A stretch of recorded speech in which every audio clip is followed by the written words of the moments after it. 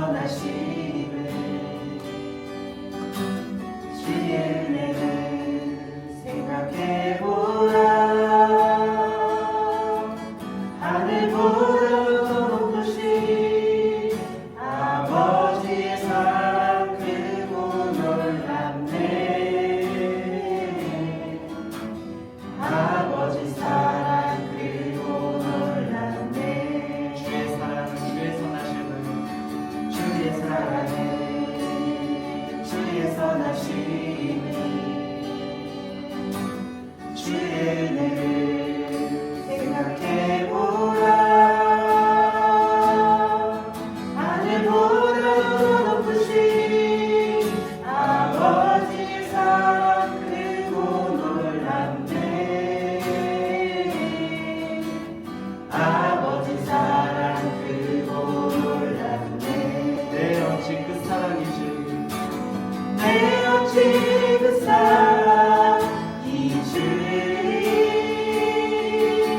내 어찌 주의 은혜 잊으리. 내 영혼의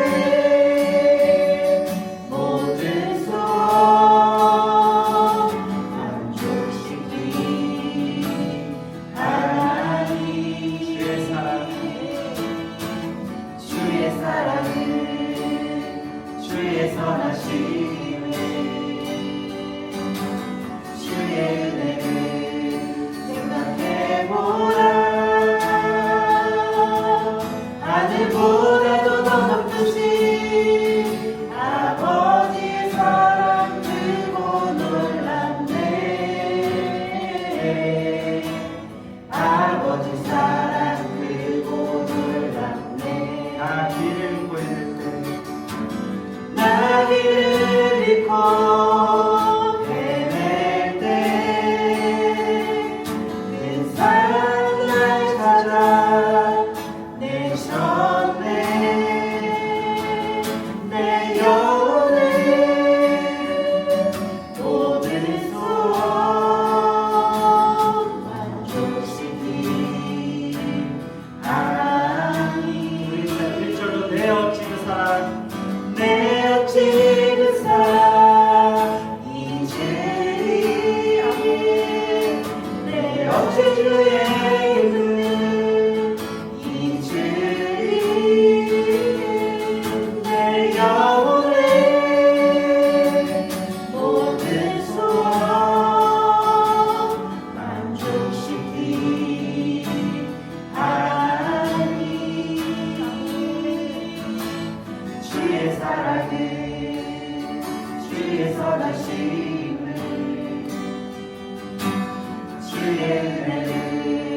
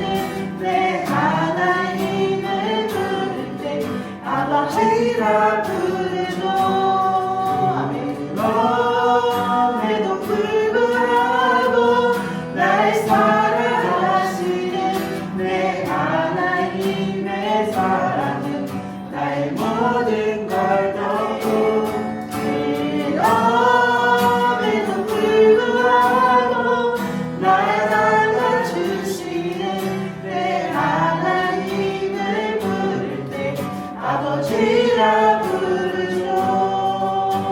내 하나님을 부를 때 아버지라 부르죠.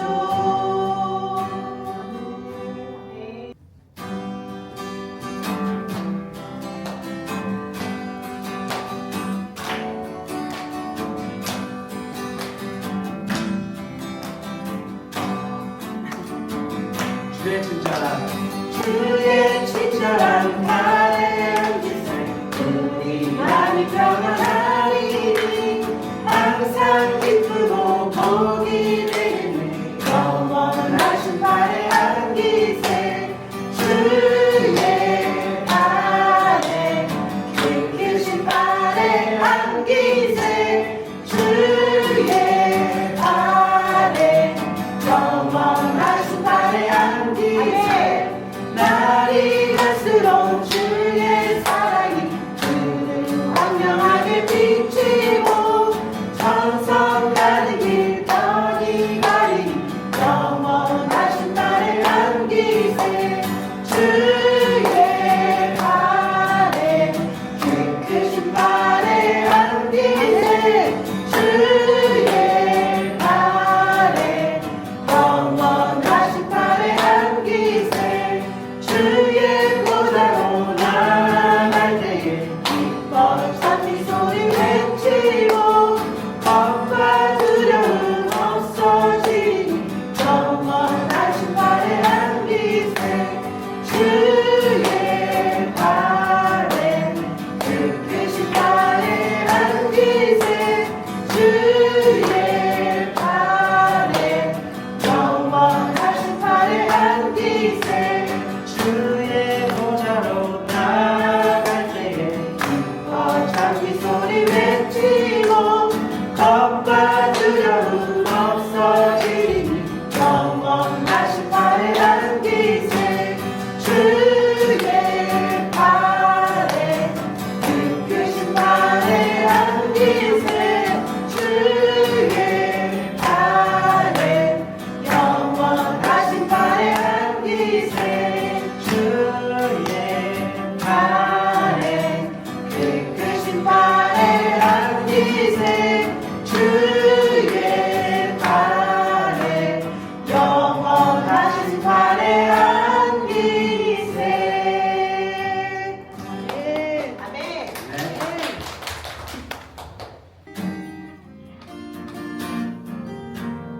은혜 아니면 살아갈 수가 없네.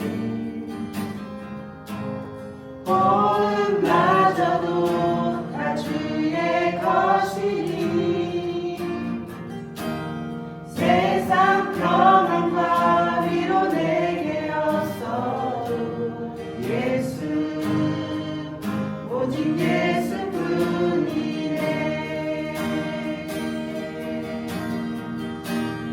은혜 아니면 살아갈 수가 없네. 호흡마저도 다 주의 것이니 세상 평안과 위로 내게 없어도 예수 오직 예수뿐이네.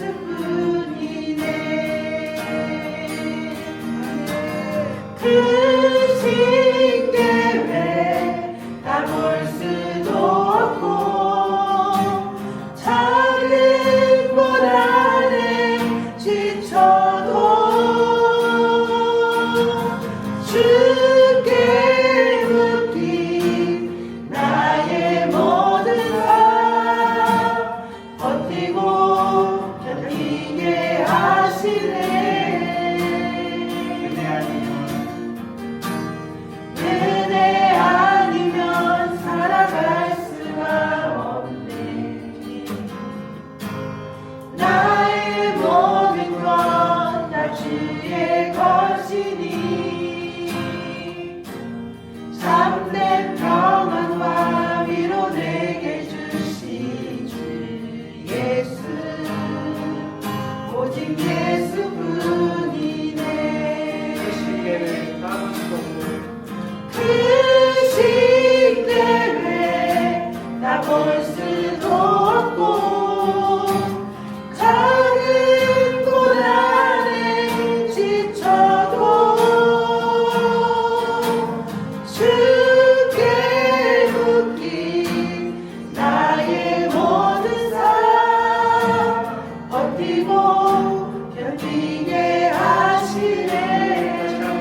신계획 그 신계획 나 볼 수도 없고 작은 꽃 안에 지쳐도 주께 묶인 나의 모든 삶 버티고 견디게 하시네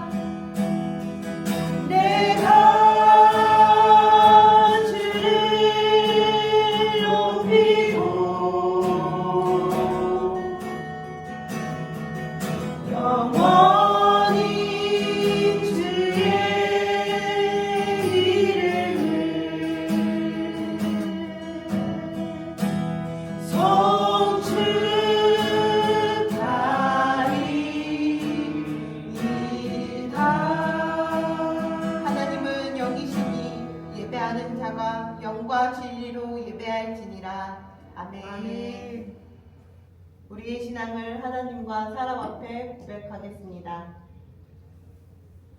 나는 전능하신 아버지 하나님 천지의 창조주를 믿습니다. 나는 그의 유일하신 아들 우리 주 예수 그리스도를 믿습니다. 그는 성령으로 잉태되어 동정녀 마리아에게서 나시고 본디오 빌라도에게 고난을 받아 십자가에 못 박혀 죽으시고 장사된 지 사흘 만에 죽은 자 가운데서 다시 살아나셨으며 하늘에 오르시어 전능하신 아버지 하나님 오른편에 앉아 계시다가 거기로부터 살아있는 자와 죽은 자를 심판하러 오십니다. 나는 성령을 믿으며 거룩한 공교회와 성도의 교제와 죄를 용서받는 것과 몸의 부활과 영생을 믿습니다. 아멘.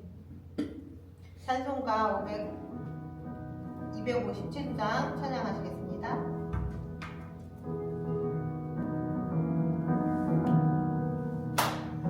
마음에 가득한 의심을 깨치고 지극히 화평한 마음으로 찬송을 부르는 어린 양 예수의 그 피로 속죄함 얻었네. 속죄함 속죄함 주 예수 내 죄를 속했네. 할렐루야 소리를 합하여 함께 찬송하세. 그 피로 속죄함 얻었네. 금이 나음같이 없어질 보배로 속죄함 받은 것 아니요. 거룩한 하나님 어린 양 예수의 그 피로 속죄함 얻었네. 속죄함 속죄함 주 예수 내 죄를 속했네. 할렐루야 소리를 합하여 함께 찬송하세. 그 피로 속죄함 얻었네. 모든 죄인이 용서함 받아서 주 앞에 올다함 얻음은 확실히 믿기는 어린 양 예수의 그 피로 속죄함 얻었네. 속죄함 속죄함 주 예수 내 죄를 속했네. 할렐루야 소리를 합하여 함께 찬송하세. 그 피로 속죄함 얻었네. 거룩한 천국에 올라간 후에도 넘치는 은혜의 찬송을 기쁨의 부름은 어린 양 예수의 그 피로 속죄함 얻었네. 속죄함 속죄함 주 예수 내 죄를 속했네. 할렐루야 소리를 합하여 함께 찬송하세. 그 피로 속죄함 얻었네. 아멘. 이 시간 우리에게 예배의 자리로 인도해 주신 하나님께 참회와 감사의 기도를 올려드리겠습니다. 사랑의 하나님 감사합니다. 하나님 우리를 예배의 자리로 인도해 주시는 감사합니다. 하나님의 영광, 하나님께 나아가 주여 도와주시옵소서. 하나님 한 주간 살면서 나의 뜻과 사랑을 이렇게 이루어져 왔습니다. 하나님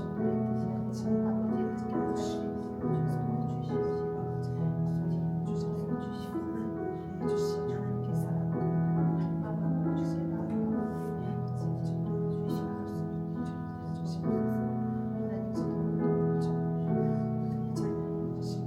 아버지의 뜻대로 살수 있도록 주시옵시고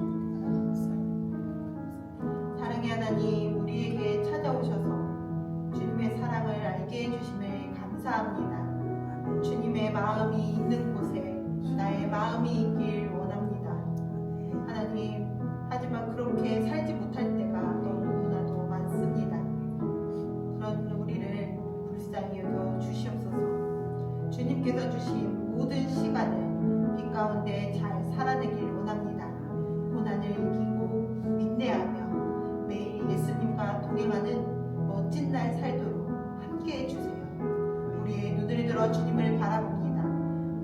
마음을 열어 주님께 영광 돌립니다. 주님을 만나길 원하오니 말씀하여 주시옵소서. 주님의 사랑하는 자녀가 듣겠나이다. 함께 하심을 감사하고 살아계신 예수님의 이름으로 기도합니다. 아멘. 오늘 우리들에게 주시는 하나님의 말씀은 마태복음 5장 7절 말씀입니다. 마태복음 5장 7절 다 같이 한 목소리로 크게 2번 읽겠습니다. 긍휼히 여기는 자는 복이 있나니 그들이 긍휼히 여김을 받을 것이니요. 아멘. 긍휼히 여기는 자는 복이 있나니 그들이 긍휼히 여김을 받을 것이니요. 아멘. 몇 해 전에 전 세계적으로 OTT 드라마가 유행한 적이 있어요. 우리나라 드라마 중에 무엇일까요? 맞아요. 오징어 게임이 굉장히 유행하면서 우리나라를 좀 알리고 흥행했던 드라마입니다. 이 드라마의 내용은 이래요. 게임에 참가한 사람들이 서로 경쟁을 하는데요. 이 경쟁자가 한 명이 죽으면 돈이 쌓이고 마지막으로 승자가 그 돈을 다 갖는 거예요. 그러니까 수많은 사람이 그 게임에 참여를 했어도 마지막 한 사람만 살아남는 게임입니다. 너무나 잔인한 내용이어서요. 왜 이런 것을 사람들이 즐거워하는지 좀 물음이 들 때가 있어요. 하지만 사람들은요, 자극적인 것을 찾고 열광하는데요. 이 열광하는 이유를 묻지 않아요. 사람은 영적인 존재입니다. 때문에 세상의 가치관과 폭력적인 것에 지속적으로 노출이 되면 생명과 사람의 가치가 무너지게 돼요. 그렇게 부패한 세상에서 그들의 기준에 맞는 마음을 들게 되고요. 결국에는 그런 곳에 자신의 마음을 지키지 못하고 빼앗기게 됩니다. 그런데요, 이렇게 나의 마음이 세상 기준으로 빼앗기고 그리고 자극적인 것을 계속 찾아가는 것을요, 사탄이 가장 좋아합니다. 이렇게 정상적이지 않은 세상의 기준, 세상의 생각, 이런 마음을요, 우리가 이곳에서 어떻게 하면 마음을 지키면서 살 수 있을까요? 잠언 4장 23절 말씀을 보면요, 이렇게 말씀하십니다. 무릇 지킬 만한 것보다 더욱 내 마음을 지키라. 생명이 근원이 이에서 남이니라. 아멘. 하나님께서는요, 지킬 것이 나의 마음이래요. 우리의 마음을 지키라 말씀하십니다. 하나님께서 우리에게 주시는 이 마음을요, 세상에 빼앗기지 말라고 말씀하세요. 그러면서 오늘요, 우리가 나눌 말씀은요, 그리고 우리가 지켜야 할 마음 중에요, 긍휼이라는 마음을 한번 들여다보겠습니다. 긍휼은요, 불쌍히 여기는 마음이에요. 즉 상대방의 고통에 깊이 공감하는 마음이라고 이야기를 합니다. 이것을 성경적으로 풀이하면 그 뜻이 더 깊이 이해가 될 거예요. 긍휼을 히브리어로 라함이라고 부른다고 말합니다. 이는 어머니의 태에서부터 나온다는 레헴에서 유래된 말이래요. 비슷하죠? 레헴과 라함이요. 어머니가 태 속에서요, 아이를 품으면 이 태동이라는 걸 느껴요. 본능적으로 이거는 무조건 사랑이다. 그 아이를 품은 엄마는요, 무조건적으로 아무도 시키지 않았는데 자연스럽게 손이 배에 이렇게 올라가요. 아이를 보호하려고 해요. 다시 말하자면 긍휼은요, 이렇게 보호하면서 내 몸의 장기가 끊어지는 고통도요, 깊은 공감으로 다가가는 게 긍휼이래요. 자녀에게 문제가 생기면 우리는요, 당연히 이 아이에게 무슨 문제가 있는지 찾아봐요. 그리고 그 문제에 대해서 해결해 주려고 부모는 노력합니다. 아이가 아프면 어떻게 되죠? 이 아이가 아픈 걸 보면서 차라리 내가 아팠으면 좋겠다라는 마음을 갖는 것이 부모예요. 이유는요, 자녀가 힘들면 부모가 자녀의 고통이요, 내 고통처럼 느껴지기 때문에 그렇대요. 이 자녀의 고통이요, 내 고통처럼 동일시 되기 때문에 이 고통을 빨리 해결해 주려고 한답니다. 이것을 보고 긍휼이라고 말한다고 해요. 예수님께서는요, 우리를 사랑하셔서 우리의 고통을 깊이 공감하심으로 이 땅에서 예수님의 사랑을 보여주셨어요. 예수님의 공생의 기간을 우리는 3년으로 봅니다. 이는요, 1년에 한 번씩 6월절이 찾아오는데요. 예수님께서는 요한복음에서 3번의 6월절을 맞이하세요. 그래서 그것을 보고 우리는 공생애가 3년이다 라고 이야기를 하는데요. 예수님은 유대인이시기 때문에 예루살렘에 올라가셔서 6월절을 보내세요.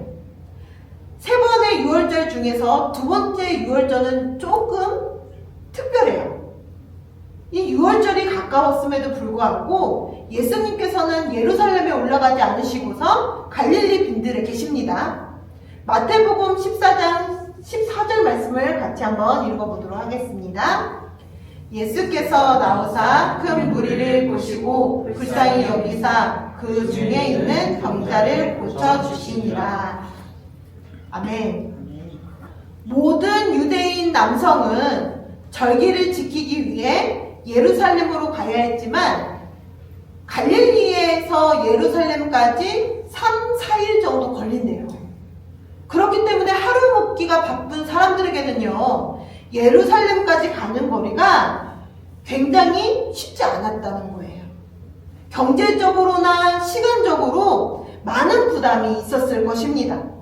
그렇기 때문에 수많은 무리들은요, 매번 예루살렘에 갈 수 없었고 갈릴리 빈들에 있게 된 거예요. 그때 이들의 사정을 아신 예수님께서는요, 이들과 함께 하셨다는 거예요. 그렇게 모여든 무리들을 보시며 불쌍히 여기셨고 그들에게 저녁 식사까지 제공해 주신 거예요. 이 이야기를요, 우리가 잘 아는 이야기입니다. 바로 오병이어 기적이에요. 이들의 눈앞에서 살아계신 하나님의 아들이신 예수님의 기적을 눈으로 보면서요, 보리떡 5개와 물고기 2마리로요 5,000명을 먹이는 기적을 보게 돼요. 이 사람의 상식으로는요, 떡 5개랑 물고기 2마리로 어떻게 5,000명을 먹입니까? 하지만 눈앞에서 그 일이 벌어지는 것을 보면요, 그 누구도 예수님이 하나님의 아들이심을 믿지 않을 수가 없어요. 그렇게 이들에게는 예수님께서 움직이는 성전이자 살아계신 메시아로 받아줬을 것입니다. 이 2번째 6월절의 이야기는요, 마태, 마가, 누가, 요한 모두 기록하고 있어요. 이는 그만큼 신학적으로 아주 중요하기 때문에 이렇습니다. 예루살렘 성전이 거룩하고 하나님의 임재가 임하는 장소였지만 이제는요, 그 6월의 중심이요, 예수님으로 옮겨졌다는 것을 보여주는 거예요. 예수님께서 무리를 불쌍히 여기심으로 이 무리를 먹이시고 그들의 어려움을 해결하십니다. 예수님의 마음이 있는 곳이 6월이에요. 예수님이 계신 곳이요, 사망에서 생명으로 옮겨졌다는 거예요. 예수님께서 지나가는 곳곳마다 사람들은요, 자신들의 불쌍함을 보고 외쳐요. 귀신 들린 딸을 위하여, 아니면 간질에 걸린 자녀를 위해서요. 그리고 앞이 보이지 않는 자신을 위해서 예수님께 소리질러 말합니다. 다윗의 자손 예수여, 나를 불쌍히 여겨주소서. 예수님께서는 그들을 위해서 고쳐주시고 하나님 나라를 보여주세요.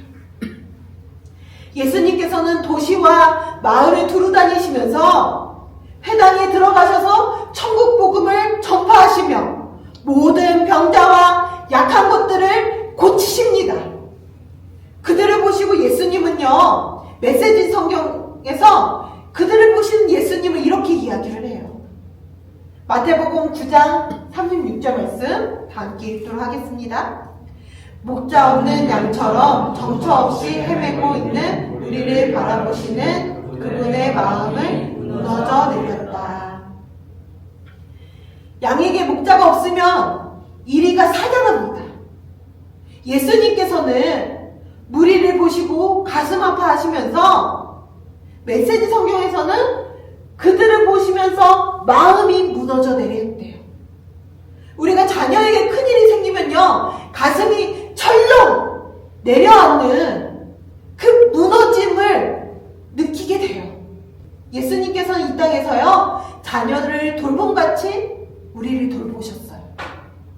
그리고 사랑하셨습니다. 그리고 마침내 십자가의 사랑으로 그 사랑을 완성하셨다는 거예요. 이 사랑이 지금까지도 우리에게 이어지고 있습니다. 예수님의 긍휼을 우리가 받을 자격이 있나요? 없죠. 이 긍휼은요, 받을 자격이 있어서 받아지는 것이 아니라요, 자격이 없으나 우리를 향한 하나님의 긍휼하심으로, 하나님의 사랑으로 사망에서 생명으로 옮겨주셨다는 거예요. 이 사랑은요, 긍휼함에 머물지 않고요, 구체적으로 그 고통을 제거해 주시는 실천적인 사랑을 말합니다. 성경에서 말하는 하나님의 긍휼은요, 단순히 불쌍함에서 멈추는 감정이 아니에요. 반드시 고쳐주시고, 반드시 먹이시고, 함께 하시고, 살려주시는, 함께 울어주시는 하나님의 사랑이십니다. 그래서 우리는요, 주님께 나의 불쌍함을 호소해야 돼요.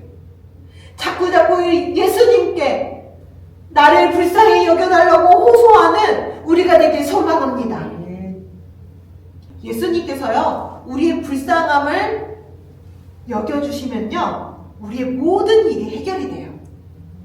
이 시간 모든 문제를요, 예수님 앞에 가지고 가서 예수님의 긍휼하심으로 해결받는, 그리고 그 해결로 역사가 이루어지는 우리가 되길 소망합니다. 아멘. 예수님께서 우리를 향한 긍휼하심으로요, 사랑을 완성시키셨다고 말씀했잖아요. 우리가 또한 그 사랑으로요, 이웃을 향해 긍휼함으로 살아내야 합니다. 강도를 만난 유대인이 있었어요. 그는 죽어가고 있었습니다. 하지만 그를 발견한 레위인과 제사장은요, 그냥 지나가요. 이유는요, 이 율법에서 피나 시체를 보면요, 부정이 타기 때문에 성전에서 예배를 드리지 못한대요. 그들은 성전에 들어가지 못하는 것이 두려웠기 때문에 죽어가는 자를 내버려 둔 거예요. 죽어가는 사람보다 율법이 더 중요했던 거죠. 부모를 공경하라는 계명이 있잖아요. 10계명에서 바로 하나님을 향한 계명 바로 밑에 부모를 공경하라가 사람을 향한 첫 번째 계명이에요. 그런데 당시에 유대인들은요, 부모를 공경하지 않고요, 고르반이라고 해서 하나님께 드림이 됐다라는 관습이 더 중요했대요. 그러니까 고르반이라는 예물이 있었어요. 그래서 그것을 하나님한테 드리면서 부모를 공경하지 않았다는 거예요. 이렇게 관습이 중요했던 유대인, 그리고 안식일에 병자를 고치셨다는 이유로 예수님을요, 죽이려 하고 했던 유대인, 이들의 마음에는 공통점이 있어요. 뭘까요? 긍휼이 없었어요. 긍휼은요, 정말 중요한데 긍휼이 없었다는 거예요.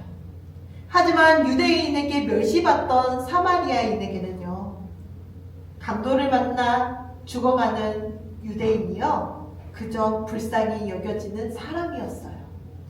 그래서 자신의 재물과 시간을 들여서 정성껏 돌봐줍니다. 예수님께서는 조건 없이 나눔을 실천한 사마리아인들처럼 내 이웃을 내 자신과 같이 사랑하라 라고 말씀하세요. 만약에 유대인들이 자신의 고통을 기억하는 그런 사람이었다면 강도 만난 유대인을 돌보지 않았을 거예요. 성경에서 유대인들이 고통당했을 때가 있었습니다. 출애굽기 22장 21절 말씀에 보면 유대인들의 지난 고통을 이렇게 말해줘요. 너는 이방 나그네를 압제하지 말며 그들을 학대하지 말라. 너희도 애굽 땅에서 나그네였음이라. 아멘. 유대인은요, 출애굽 당시에 나그네였고 나그네로서 고통당하며 살았습니다. 그래서 이방 나그네를 압제하지 말고 그들을 학대하지 말라고 말씀하신 거죠. 이렇게 성경은요, 과거의 나를 떠올리며 현재의 고통받는 이를 돌보라고 말씀하세요. 우리의 고난이, 우리의 고통의 기억이요, 자원이 되어서 긍휼의 통로가 되라고 말씀하십니다. 나도 저렇게 힘들었었지. 그럴 수도 있어. 나도 그랬잖아. 오죽했으면 내가 저 상황이라면 저랬을 거야. 라고 상대방의 상황을 관찰하면서 긍휼한 마음을 생기게끔 말씀하시는 거죠. 예수님께서도 죽을 수밖에 없는 우리를 위해서 고난당하셨고 우리를 구원하시고 돌봐주셨어요. 이렇게 예수님께서 우리를 돌보신 것처럼 우리는 그것을 기억하면서 이웃을 사랑해야 한다고 말씀하십니다. 우리의 고난이요, 긍휼함의 자원이 되어서 사용되길 소망합니다. 여기서 한 번 더 질문을 해볼게요. 예수님께서 선한 사마리아인의 이야기를 말씀하시면서 누가 강도 만난 자의 이웃이냐라고 물었어요. 누구를 이웃으로 말할까요? 이 유대인들은요, 자신들의 이웃을요, 같은 민족 그리고 같은 종교일 때 이웃이라고 이야기를 한대요. 하지만 이 선한 사마리아인의 이야기를 들어보면은 같은 유대인이었지만 돌보지 않았지 않습니까? 즉 진정한 이웃은요, 선한 사마리아인이라는 것을 알려주셨어요. 이는요, 이웃을 이야기할 때 내가 진정한 이웃이 되어서 선한 사마리아인처럼 도와주어라 라고 말씀하시는 거예요. 우리가 이웃을 이야기할 때 무엇을 이야기하죠? 예전에는요, 공간적으로 옆에 살면은 이웃이었어요. 그리고 이웃 사촌이라고까지 불렀죠. 근데 현대는요, 그렇게 공간적으로 같이 사는 사람을 이웃이라고 안 해요. 같은 관심사를 가지고 함께 삶을 나누는 사람을 이웃이라고 말합니다. 그래서 온라인상으로도 관계를 맺고 이야기를 하면요, 그자가 이웃이라고 이야기를 해요. 하지만 예수님께서 말씀하시는 이웃은요, 내가 경계를 정해서 내가 원하는 사람을 돕는 것이 아니라 강도 만난 자에게 이웃이 되어서 그를 돌봐준 사마리아인처럼 조건 없이 나의 삶을요, 내어주는 사람, 고통받는 자에게 내가 이웃이 되어주고 고통받는 자를 찾아가는 사람이 이웃이라고 이야기를 합니다. 내가 고통받는 자의 이웃이 되어주는 우리가 되길 소망합니다. 내가 편한 사람을 정해서 만나지 마세요. 내가 사랑하는 대상을 정하지 말고요, 조건 없이 나를 사랑하시는 예수님처럼 긍휼함으로 필요한 이웃 누군가에게 내가 이웃이 되라는 말씀이십니다. 이 산상수훈은요, 5장부터 7장까지 이어지는데요, 특히 예수님께서 사랑에 대해서 마태복음 5장 44절에서 48절 말씀으로 이렇게 말씀하세요. 같이 읽어보도록 하겠습니다. 나는 너희에게 이르노니 너희 원수를 사랑하며 너희를 박해하는 자를 위하여 기도하라. 이같이 한즉 하늘에 계신 너희 아버지의 아들이 되리니 이는 하나님이 그 해를 아기와 서민에게 비추시며 비를 의로운 자와 불의한 자에게 내려주십니다. 너희가 너희를 사랑하는 자를 사랑하면 무슨 상이 있으리요. 세리도 이같이 하느니라. 또 너희가 너희 형제지만 무난하면 남보다 더하는 것이 무엇이냐. 이방인들도 이같이 하느니라. 그러므로 하늘에 계신 너희 아버지의 온전하심과 같이 너희도 온전하라. 아멘. 하나님은 모든 사람을 사랑하십니다. 악인이든 선인이든 모두에게 해를 주시고 모두에게 비를 주시고 모두에게 바람을 주시는 이 보편적인 사랑을 실천하신 분이에요. 그렇게 모든 사람을 보살피시고 사랑하시는 하나님이십니다. 하나님께서 악인이든 선인이든 구분하지 않고 먹이시고 입히시는데 내가 뭐라고 사람을 나누고 구분하겠습니까? 아무리 원수 같은 사람이라도요, 상대방을 용납하고 사랑해야 한다는 거예요. 예수님의 사랑은 세상의 상식적인 수준이 아니라 그 상식적인 수준을 넘어서요, 원수까지도 사랑하는 마음입니다. 만약에 원수 같은 사람이 고통당하면 우리는 어떻게 생각하죠? 일반적인 마음은요, 아유 그렇게 했더니 잘됐네, 얘 좀 당해봐야지 알아, 아유 꼬숩다 라고 말하는 것이요, 일반적인 사람의 행동이에요. 그건 어쩔 수 없었던 것 같아요. 하지만 하나님께서는요, 그렇게 하지 말래요. 고통받고 있는 원수를 불쌍히 여기라고 말씀하십니다. 우리가 잘 알고 있는 사랑의 원자탄 손양훈 목사님이 계시잖아요. 손양훈 목사님의 아들인 동인과 동식은요, 좌익 학생이었던 안재선과 그 무리에 의해서 무참히 순교를 당합니다. 이 일로 안재선은 체포되고요, 사형 집행을 앞두고 있었어요.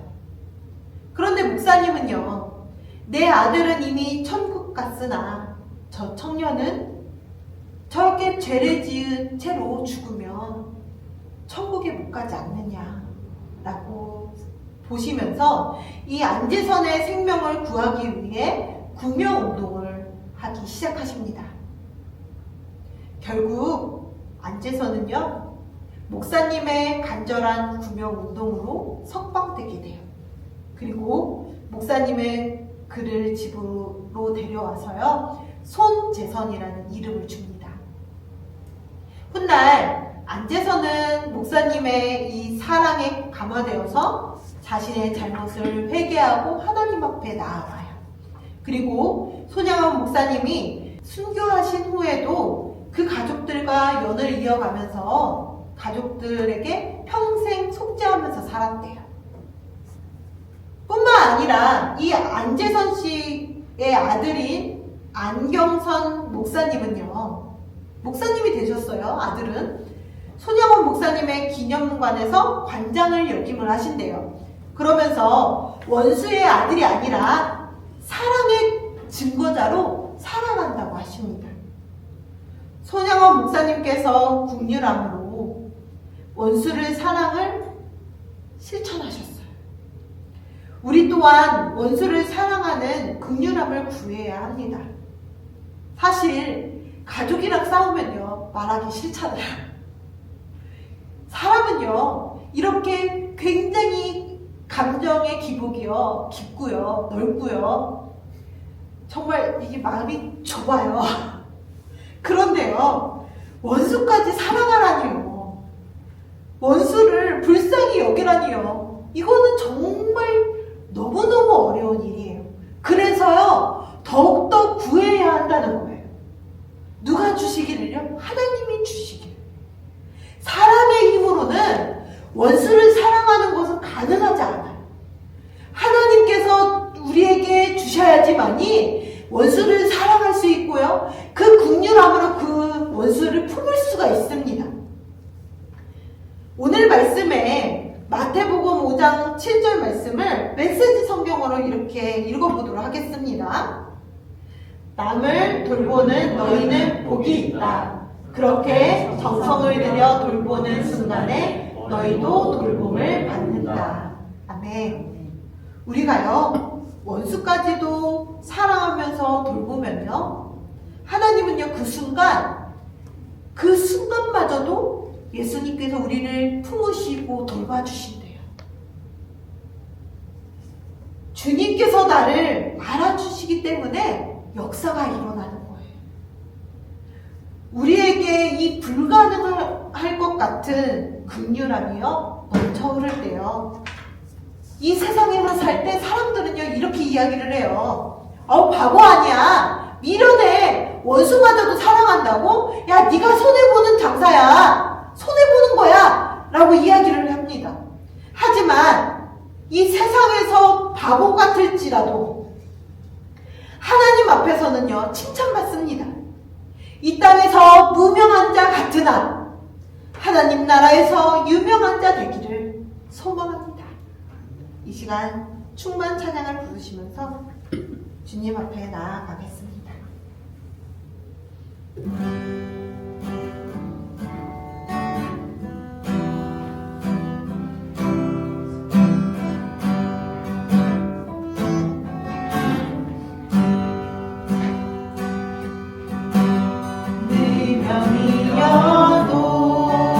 공허하지 않는 것은 예수 안에 난 만족함이라. 가난하여도 부족하지 않은 것은 예수 안에 오직 나는 무효함이라.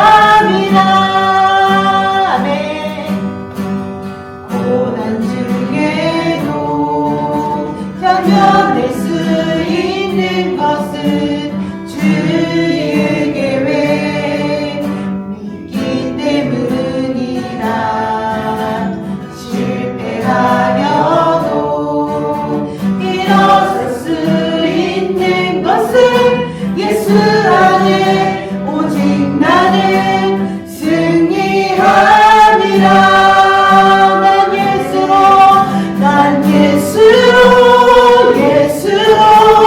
예수로 충만하네. 난 예수로 충만하네. 난 예수로 충만하네. 영원한 내 안에 살아계시네. 내 몸 약해도 낙심하지 않는 것은 예수 안에 난 완전함이라네. 화려한 세상 부럽지 않은 것은 난 예수로 충만함이라. 난 예수로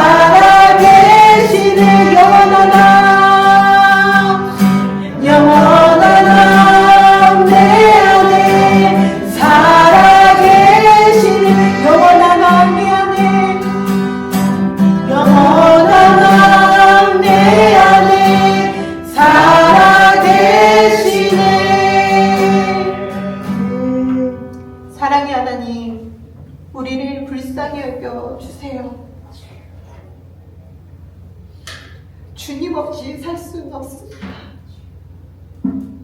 예수님을 통해 반드시 고쳐주시고 먹이시고 함께 하시며 살려주세요. 이 시간 모든 문제가 예수님의 긍휼하심으로 해결받길 원합니다. 아멘. 주 예수의 이름으로 주님 해결받기 원하오니 아멘. 주의 역사가 일어나길 소망합니다. 아멘. 주님, 모든 것을 주님께 드립니다. 이곳에 모일 때 마음과 시간과 예물 듣고 나왔으니 주님께서 우리의 모든 것을 고쳐주시고 채워주세요. 예수님의 마음을 본받아 이웃을 내 몸과 같이 사랑하길 원합니다. 하나님, 우리에게 긍휼한 마음을 허락해 주시옵소서. 아멘. 이제는 우리 주 예수 그리스도의 은혜와 긍휼하심으로 우리를 사랑하시는 하나님 아버지의 그 크신 사랑과 성령님의 교통하심이 여기 모인 하나님의 자녀들 머리 위에 그 가정과 직장과 사업 위에 영원히 함께 하시기를 간절히 축원하옵나이다. 아멘.